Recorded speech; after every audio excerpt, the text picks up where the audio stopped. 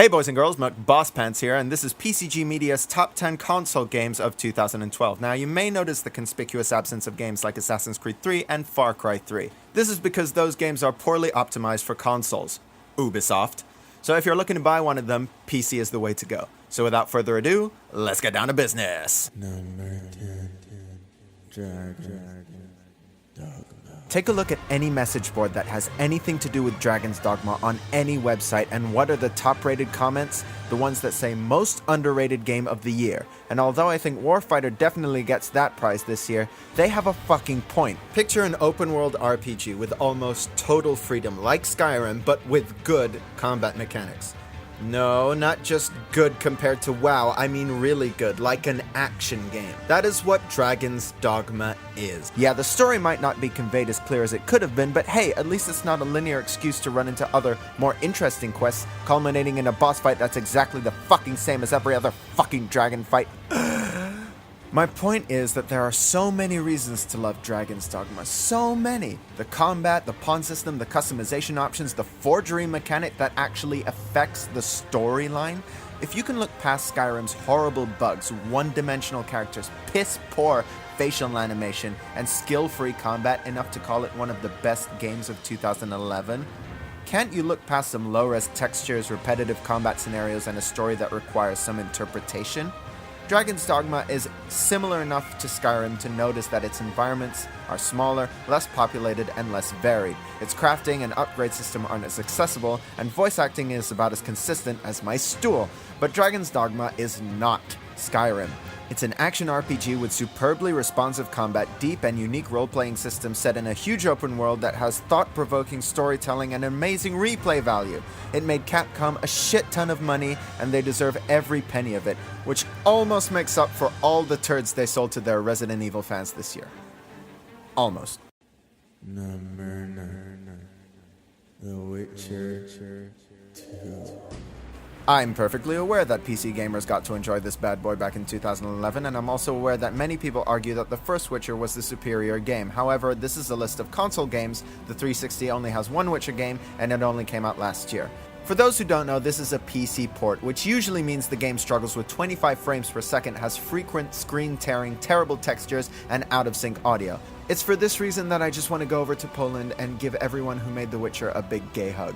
The Witcher 2 runs like a dream on 360, keeping a steady frame rate of 30 for almost the entire experience. Textures look great for an RPG, and character models just look great by any standards, except for the hair, but that looks like paper on PC too. The only thing that suffers from this port is the draw distance, but even that's better than big branching RPGs exclusive to consoles like Dragon's Dogma.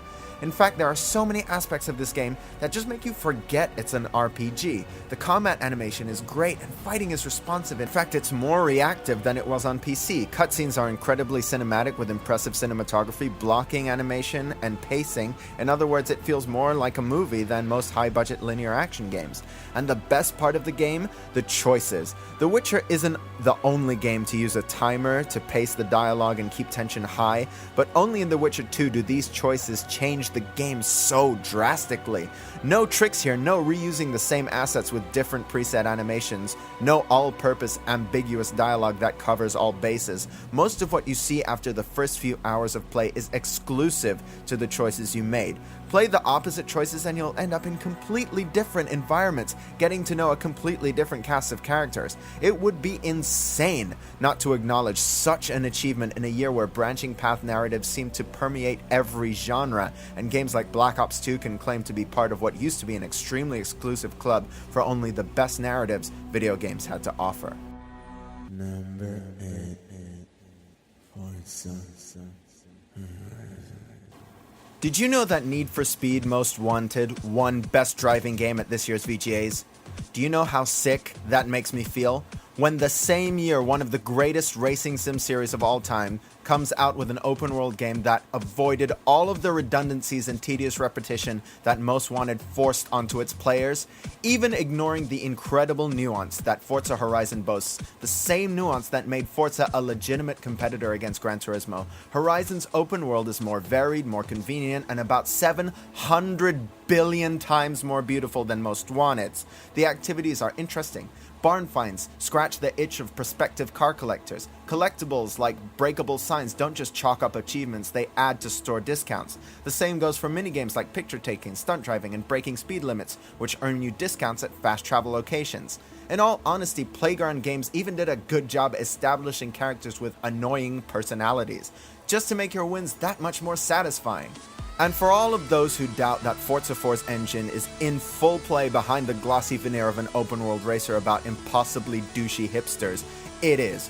Sure, cars don't react to dirt as realistically as they do in dedicated rally games, nor does off-road racing feel as violent or volatile as the MotorStorm series, for example, but street racing is as real as Forza has ever been. No compromises have been made, other than the ABS and A-Class cars or above, such as the 2011 Ferrari 458 Spider feeling a little more generous. However, that might just be closer to how it actually drives.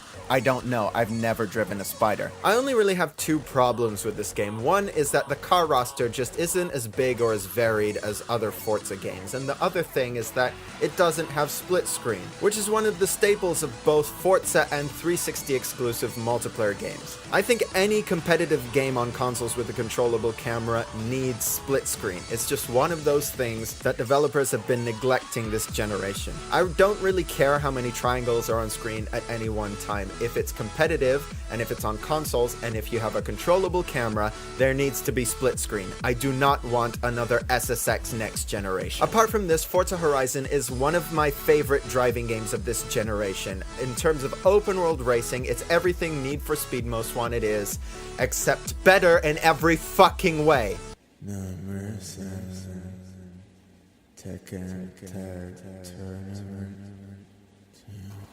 Okay, this is the wild card of the list, I know that, but seriously, I don't think people realize just how good Tekken has become mechanically. It's not just a fun fighting game like PlayStation All-Stars, which is exceedingly fun, get over it. It's one of the most responsive, balanced, and deepest competitive games on the market in any genre. Even though most Tekken moves are around 10 to 20 frames, which is slow compared to the 3-frame madness of games like Street Fighter, it's actually just as reactive. So yes, it does take a little getting used to, but once you do, this game has over 50 characters, and each of these characters has over 100 different moves and combo variations. Plus, there's an aerial combo system that allows you to create your own combos, various parry mechanics, and the most recovery options of any fighting game, period. Okay, a lot of the moves might be useless in higher level play. Eventually you'll fight people that will never give up their frame advantage, and therefore you only use like 10 different moves. But the other 90 moves are still useful for creating better and better aerial combos. Like in Tekken 6 before it, Tekken Tag 2 is not only one of the most viable competitive games around, it's also really easy to pick up. You don't have to learn how to dash cancel into Metsu Hadouken to do massive damage in this game. I mean, my highest damage combo with Asuka involves hitting a few face buttons while holding forward, that's it.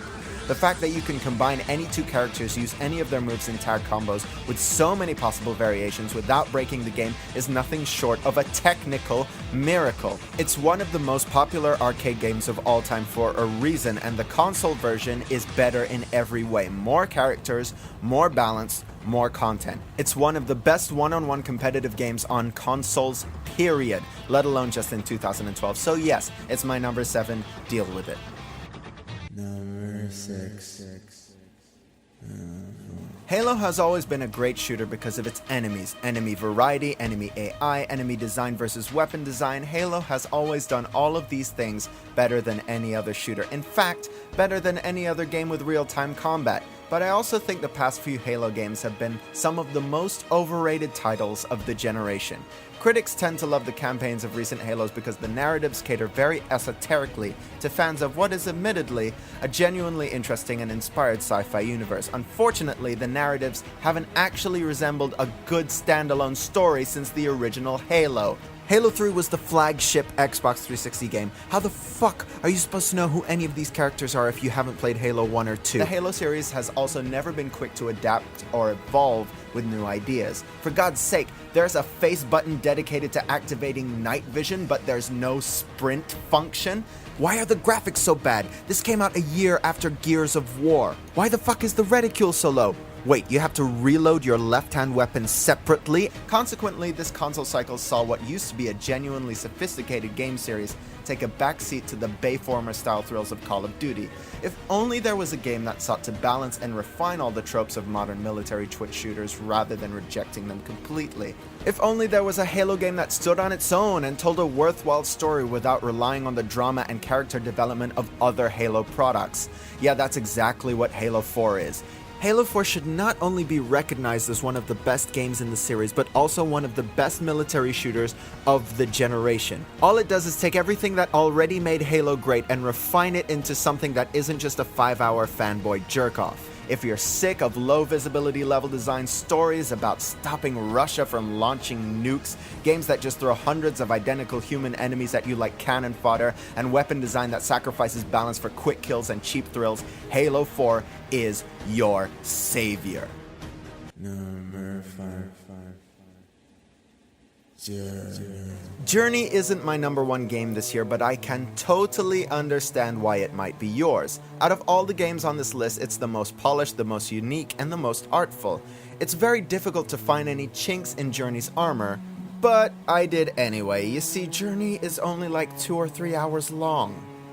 Yeah, that's like $10 an hour. You could get a hooker for that here. And if you videotape it, you'd probably get more replay value out of it too. Seriously, what the hell am I supposed to do now that I have the white robe? That's not rhetorical, I'm asking. Tell me! Journey is also hyper-casualized in the sense that it doesn't expect you to experiment, even though you can only do 3 things: jump, sing, and change the camera angle. If the guys over at That Game Company just aimed for a slightly less casual audience, the game wouldn't have had any HUD at all. You wouldn't have had a whole level where you couldn't jump, and another whole level where jumping presents no challenge. Then the game would be less boring to replay. However, Journey is proof that video games don't have to be about shooting people's faces off in order to be entertaining. It provides challenge and tension not only with its visual atmosphere and superb score, but also with clever gameplay features like threatening to permanently downgrade a resource you're encouraged to upgrade and manage. Without words, Journey tells a story in a more coherent way than some of the year's most celebrated AAA games. A story that's intriguing, tragic, and even manages to make a statement about human nature and society, all through gorgeous visuals and one of the best musical scores I've ever heard in anything. Movies, TV, anything.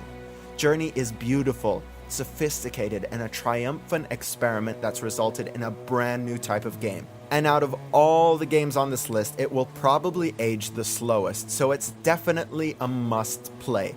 I'm just not so convinced it's a must-buy. Now, number 3 and number 4 are kind of interchangeable. They're both really great console games, and it's hard to compare them because they're so different, but I'm just going to rank them in reverse order of how much they sold versus how much they deserved to sell. Number 4. Dishonored.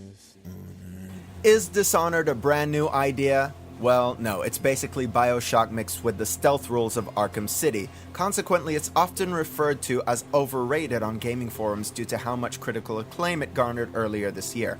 However, what makes this game so great is not how it compares to stealth games like Hitman, Blood Money, or Thief.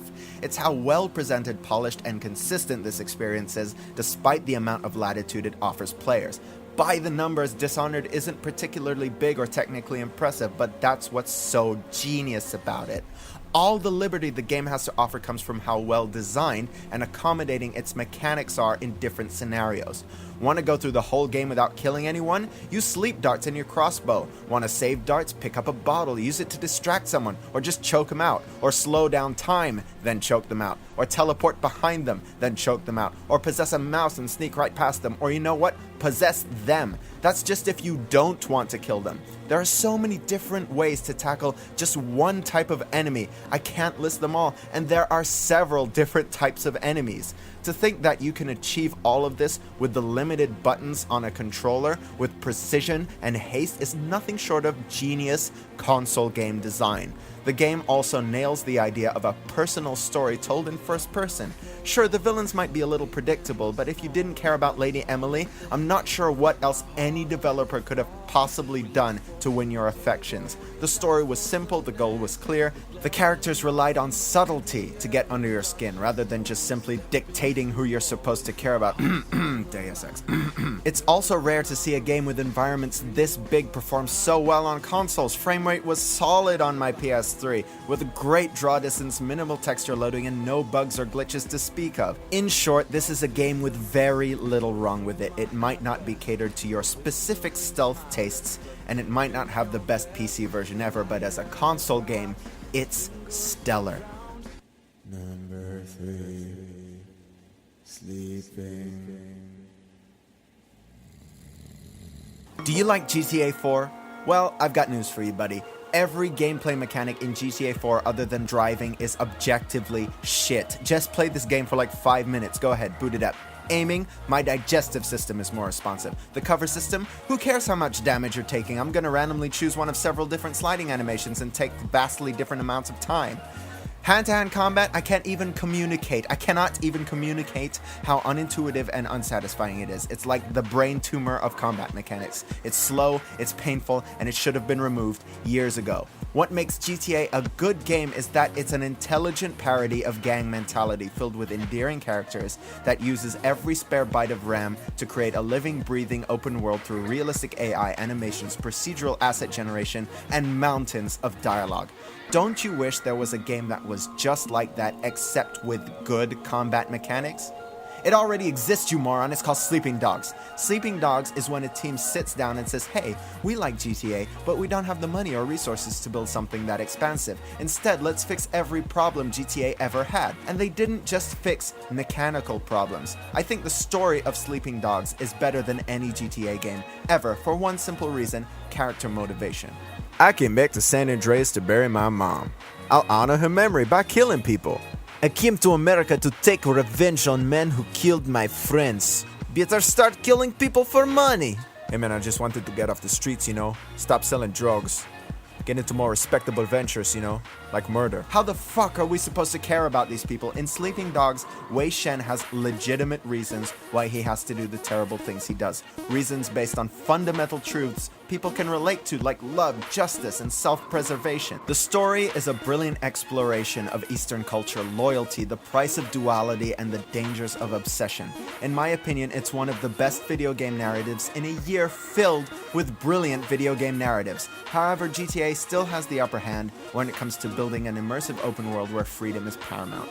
In Sleeping Dogs, you can't even get your hands on a gun unless you steal it out of the back of a police car. But the mechanics, dude, the mechanics, if the dead zones were a little better, the shooting would be just as good as Uncharted. The driving just as good as Burnout. It's that close. It's that close to perfection. And the fighting, it's only a little bit behind Arkham City. There are so many mechanics stuffed into this game, yet all of them are polished to a fine sheen. When the game does so many things right, so many things better than one of the most celebrated game franchises on Earth, it's a travesty that this game isn't more celebrated. And that's why it's my number 3. Number 2, Mass Effect 3. Okay, let's not ignore the elephant in the room. The ending of Mass Effect 3 isn't great. Critics love to blame all the backlash and controversy on people's expectations, but the whole theme of the entire series is causality. For fuck's sake, it's called Mass Effect. It's a theme that isn't just established by the story, it's also reinforced by gameplay. The Paragon Renegade mechanic and branching path narrative enforce the idea that the smarter you play, the more hours and effort you put into your story, the better the story would turn out.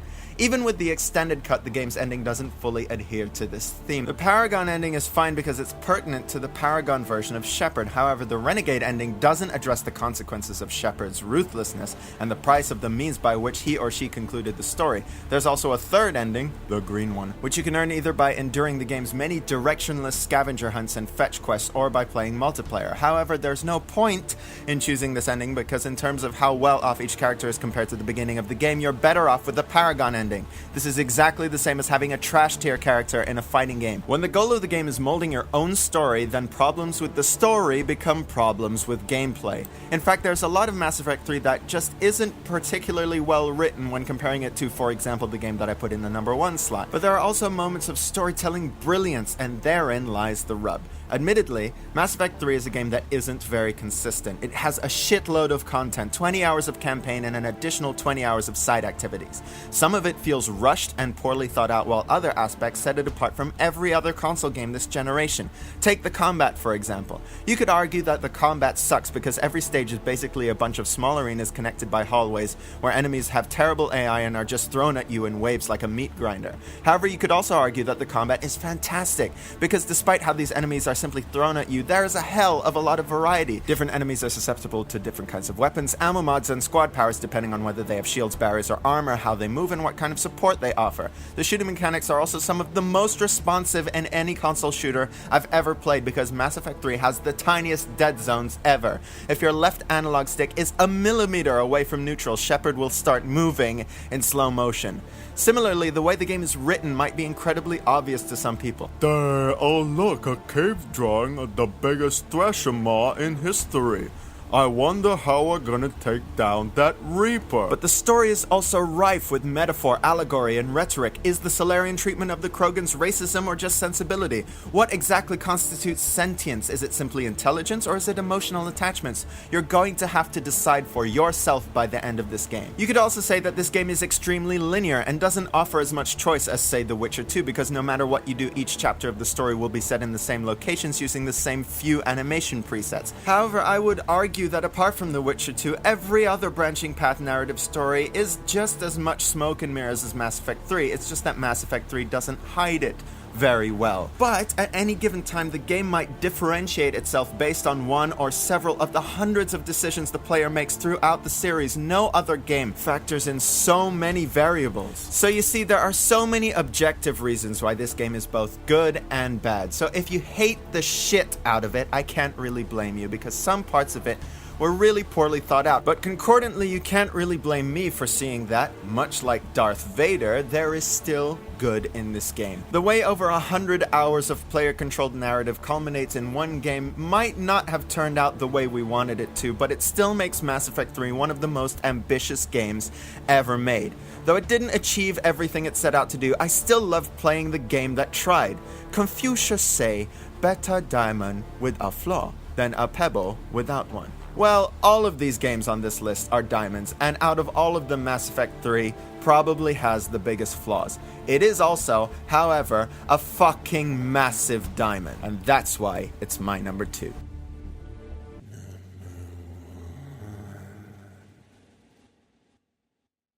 Walking Dead.